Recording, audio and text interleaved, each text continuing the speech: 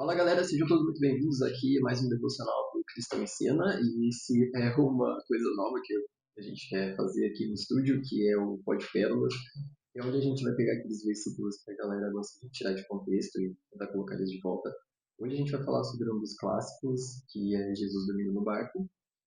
E eu sei que algumas pessoas já devem ter ouvido falar sobre que essa tempestade é algo na sua vida e que Jesus vem para acalmar. Bom, eu vou mostrar para vocês aqui um sermão de um pregador que está falando aqui o mar é revolto, as contas de luz atrasadas é o mar, e aquele chefe endemoniado que te persegue é o mar, mas não tema, Jesus vai se levantar, vai dar um grito e os seus problemas vão acabar por aqui. Bom, algumas pessoas pegam esse verso e fazem dessa forma mesmo, igual o vídeo que eu mostro para vocês. Outras pessoas não fazem dessa maneira, bem? Elas até usam assim esse contexto, né, de Mateus ou de Marcos e de Lucas para falar sobre esse verso. Por exemplo, no domingo passado nós tivemos uma mensagem do nosso pastor da nossa igreja e eu até gostei da forma como foi abordada e a forma como ele colocou aquilo como prático, entende? Não foi usando aquilo que eu vou falar hoje, mas também não foi dessa forma triunfalista que é pregado nas igrejas neopentecostais, ok? Eu vou colocar aqui um vídeo que vai mostrar para vocês um pouco do que eu estou falando, e talvez vocês já tenham visto algo parecido. Bom, deixa eu por aqui. Acho que está todo mundo vendo. Tem até a foto aqui do rapazinho, o nome dele é Pastor Eliel Silva, eu não conheço, só que eu sabendo. Eu procurei vídeos, né, porque eu já ouvi pregações assim.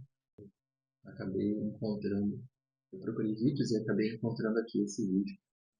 E eu coloquei bem na parte, né, aqui tá quase tudo a mesma coisa. Ele deu o texto, deu uns gritos e chegou aqui. Ele vai falar um pouco sobre o que eu estou tentando falar para vocês. Ó, eu vou soltar aqui o vídeo. E é aqui que eu quero pregar hoje à noite. Vai sair com um pouco de eco por causa do microfone. 5 motivos porque o meu barco não vai afundar. Diga aí para o seu vizinho, 5 motivos. 5 motivos. Porque o meu barco, Porque o meu barco. porque o teu barco Porque o teu barco não vai afundar. não vai afundar. Ouviu, Lívia? Pegou? O barco é a família. É! O barco é o casamento. O barco é a empresa. O barco é o projeto. O barco é a chamada. O barco é o ministério. O barco é a igreja. E eu vim dizer que o teu barco não vai afundar. Mais do que isso, eu vim lá da Baixada Santista para te dizer por quê. O teu barco não vai afundar.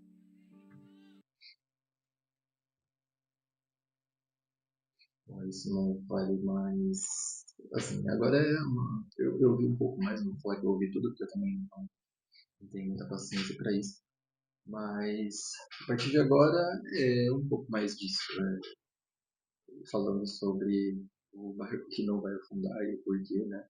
Os seus sonhos não serem frustrados e tudo mais. Bom, é o que as pessoas dizem. Os pregadores vão falar assim: mar revolto é sua conta de luz atrasada. Então, o chefe do banheiro te persegue, mas não tema, Jesus vai se levantar, dar um grito e seus problemas vão desaparecer, ok? Legal, mas e se nós olharmos para o contexto e Jesus não está preocupado em te tirar, e se Jesus não estivesse preocupado em te tirar dessa tempestade, ok? Mas sim fazer com que você passe por ela junto com ele. E digo mais, e se Mateus, Marcos e Lucas estão tentando passar uma mensagem para os judeus daquela época, da qual nós deixamos passar? Então nós vamos olhar para isso e eu vou falar para vocês, gente. Não quero dizer que a forma como vocês interpretam esse texto, seja de forma triunfalista ou não, está errada e a minha forma está correta. O que eu quero dizer é que nós podemos olhar os textos de uma forma mais abrangente, buscando textos do passado como textos que vieram posteriores ao que Mateus escreveu. Então, a primeira coisa que nós vamos fazer aqui é ir ao contexto. Primeiro, nós veremos esse relato nos sinóticos, né? É onde cada evangelista tem a sua intenção. Existe uma sequência que não pode ser ignorada. Por exemplo, eu estou aqui com o texto de Mateus, tá? De Mateus. Mas Marcos, ele tem uma...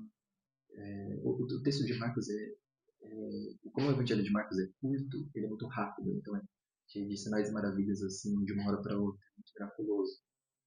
Tanto que já no primeiro capítulo nós vemos Jesus expulsando demônios e curando enfermos. Porque Mateus, por outro lado, o que ele quer mostrar? Mateus ele quer mostrar o aspecto messiânico de Jesus. Então, os milagres, os sinais, ganham um gostinho da natureza divina do nosso Messias. E Mateus é o evangelho que mais vai se referir ao Antigo Testamento, mostrando que Mateus vai trazer a leitura do Antigo Testamento, né, que a gente fala assim, as sombras do Antigo Testamento, como se os textos antigos encontrassem conclusão em Cristo. Okay? E Lucas, ele é um historiador, um cara mais organizado, que coloca os relatos de forma bem cronológica. Então, agora a gente vai ao texto de Mateus, a gente vai ler o texto de Mateus. Eu tenho ele na NVT, também tem na NVI, dá para ler em qualquer lugar, eu só preciso ter uma Bíblia. Bom, o texto em Mateus 8, capítulo 8, versículo 23, vai dizer assim: Em seguida, Jesus entrou no barco e seus discípulos o acompanharam. De repente veio sobre o mar uma tempestade violenta com ondas que cobriam o barco. Jesus, no entanto, dormia. Os discípulos foram acordá-lo chamando: Senhor, salve-nos, vamos morrer. Por que vocês estão com medo? Perguntou ele. Como é pequena a sua fé? Levantou-se, repreendeu o vento e o mar e houve grande calmaria. Os discípulos ficaram admirados. Quem é este homem? Diziam eles, que até o vento e o mar lhe obedecem. Esse é o relato de Mateus, tá? Agora a gente vai ver o que Mateus está fazendo com esses versículos, né? Nós temos aqui também que nós vamos acompanhar o capítulo 8 no todo, tá? Não só esses versos. Então, por exemplo, os versículos anteriores, que são do 18 ao 22, a gente tem um relato do preço de seguir Jesus. Tem até ali o título, né? O preço de seguir Jesus. Eu acho que é o preço de seguir Jesus no NVT. Onde para o primeiro homem, Jesus dá a indicação de uma vida mais missiológica, né? O antigo, mestre, eu vou te seguir. E Jesus fala, olha, as aves do céu não têm, as raposas não têm um lugar para dormir, o filho do homem não tem onde pousar a cabeça. Então, mostrando ali que você está disposto a viver como eu vivo, né? De uma forma mais missiológica, de uma forma como Jesus estava mostrando que ele viveria. Já o outro homem Jesus responde, o homem chega nele e diz, tem ali a conversa e de uma hora para outra sai assim que o homem fala, Jesus, primeiro espera que eu vou sepultar o meu pai. E aí Jesus disse, deixe que os mortos sepultem seus próprios mortos. E assim Mateus, ele vai trazendo, ele está tentando trazer esse contexto assim agora, um pouco de morte, e você já vai conseguir entender isso comigo. Então, quando Jesus chega com os discípulos ao outro lado do mar, o que eles encontram? Dois homens possuídos por demônios que vieram de onde? Dos sepulcros. Ou seja, um lugar que cheira a morte, não é? Para os judeus, morte e impureza são equivalentes.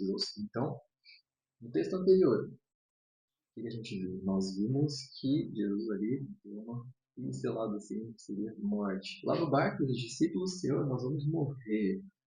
Mais à frente, depois, os endemoniados gadarenos, né?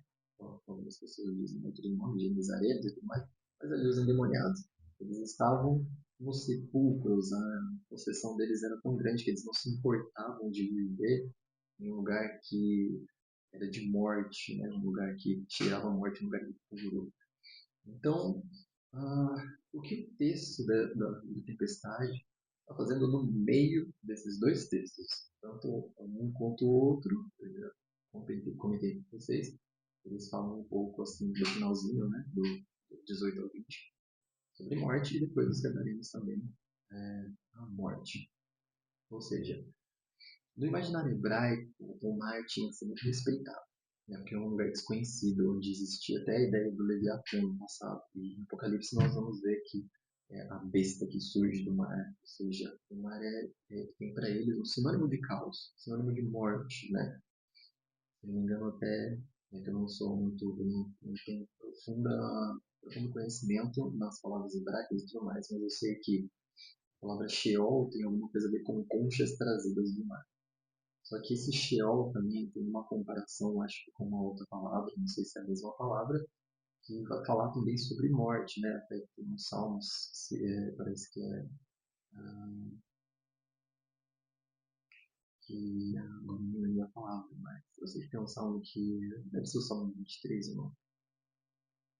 Ainda que eu vim pelo vale da sombra e da morte, não sei se essa palavra é Sheol, mas é assim, sempre é uma palavra comparada com isso. Eu não sei se é a mesma palavra ou se é comparado assim, mas eu sei que o que Mateus está tentando fazer, e o que ele sempre faz e é o que mais faz, é ligar o Antigo Testamento ao Novo Testamento.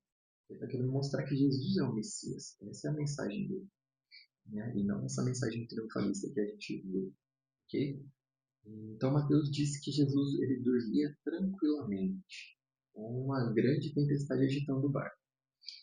E assim como Jonas lá no Antigo Testamento também dormia tranquilamente, né? Acho que essa ideia que assim, tipo, eles estão dormindo de uma forma tão tranquila, tão profunda, que nem essa tempestade, né, que agita o barco os atrapalha de dormir.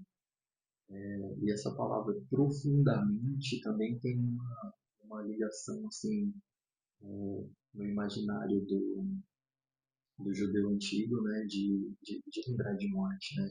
Sono profundo. Falar de sono profundo era de alguém que estava não dormindo mesmo, mas morto. Mas, então, em meio a essa tempestade e tudo mais, há uma intervenção divina, que nós chamamos de sinais, milagres e maravilhas. Você pode ler em todo o capítulo 8 de Mateus. E Jesus, em uma situação de morte, ele fala com o vento e o mar da mesma forma que ele fala com os endemoniados, os endemoniados gadarenos cheiram a morte, que é usando a palavra repreendo. Ou seja, ele se levanta e diz ao mar. Né, ele diz que ele levantou e repreendeu o vento e o mar, e as águas se acalmaram, a tempestade passou.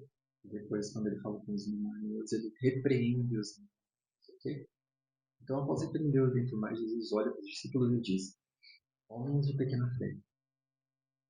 Porém, quando nós olhamos lá no começo do capítulo 8, né, depois de Jesus ele curar um leproso, ele fala de um oficial romano.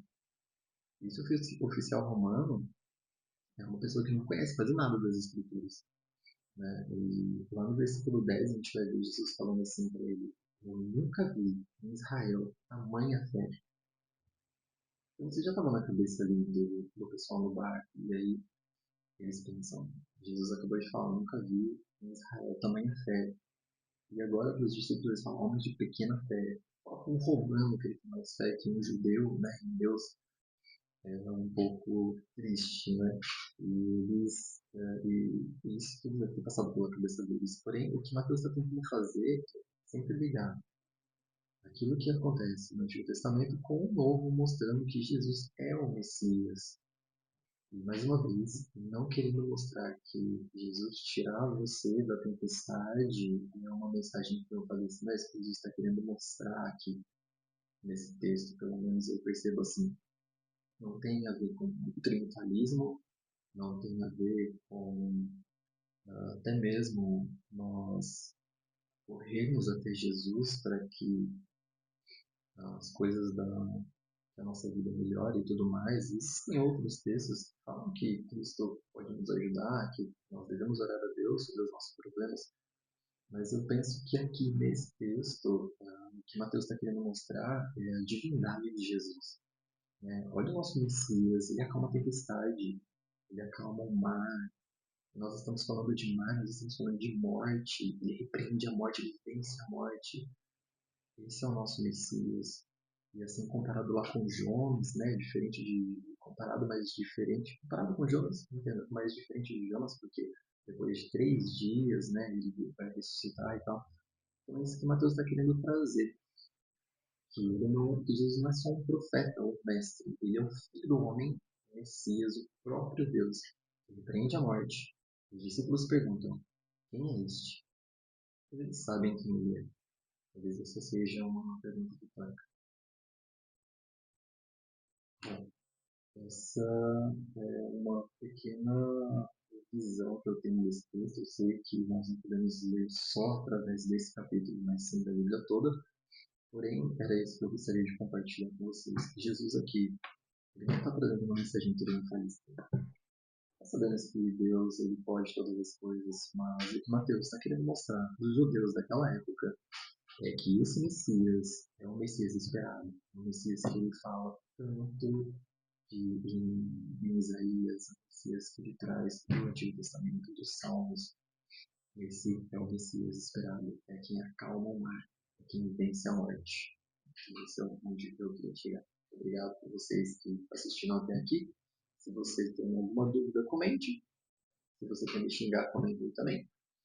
Quem sabe a gente possa conversar mais sobre isso. Bom, esse foi mais um podcast aqui do Cristão em Cena. Espero que você tenha gostado e até a próxima. Obrigado.